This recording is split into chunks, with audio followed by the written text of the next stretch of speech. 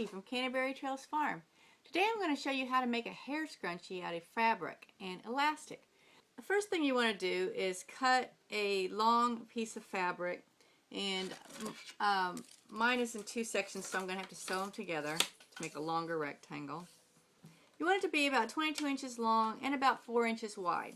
We'll be folding it over to sew it in a tube. You also need a piece of elastic that's about 13 inches long. Okay, the first thing we're going to do is fold our rectangle of fabric over, and we're going to sew it into a tube. I'm just going to put a few pins in mine.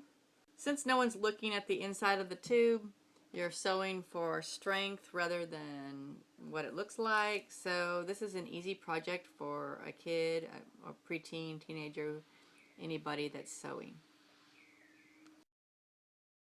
After you've sewn your tube together, you want to turn this inside out. Okay, my tube is now turned right side out. You could iron this if you want. Probably if I wasn't just doing a video right now, I would go iron it, but for the sake of the video, I'm just going to not do it. It's going to get scrunched up anyway. So now I have a piece of elastic.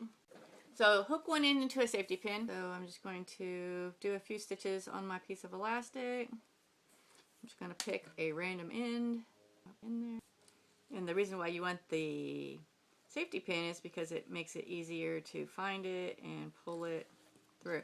So as soon as my elastic is through the tube, I'm going to use my needle and thread to do a few stitches just to keep it from totally getting pulled back out again. So once you've sewn it to the end, you want to just find your safety pin inside and keep feeding it all the way through, and you'll see it'll start gathering up here. Now I've made this one long enough that it can double wrap, or it can also be used as a headband. But I'm still going to pull out roughly 2 inches here. Needle and thread, and I'm going to sew through the elastic, through the fabric, sort of sew the end, just the one end shut. I'm just going to do a back stitch. You can sew it however you want, but I feel like it gives it a little bit more strength. Okay, so I have that end. Now this end down here is still open, so I'm going to fold the edges under inside the tube, this, so you can see it, so there's no raw edges of the fabric. Then I'm going to take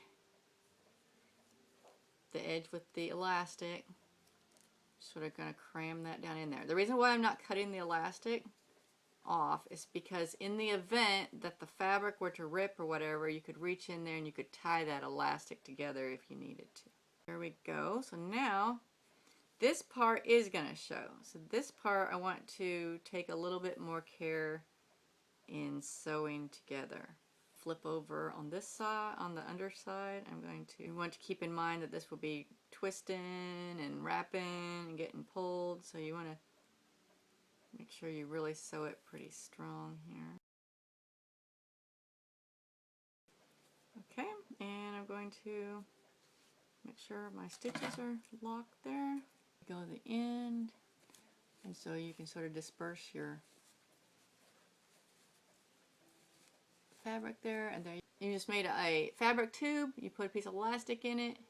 There it would be if it was stretched out like a headband, and there's like a double scrunchie. So it's fun to do. It's fun to, you can make matching out of almost any fabric. If you have an outfit, you can, use fabric that matches it and make your own hair scrunchies.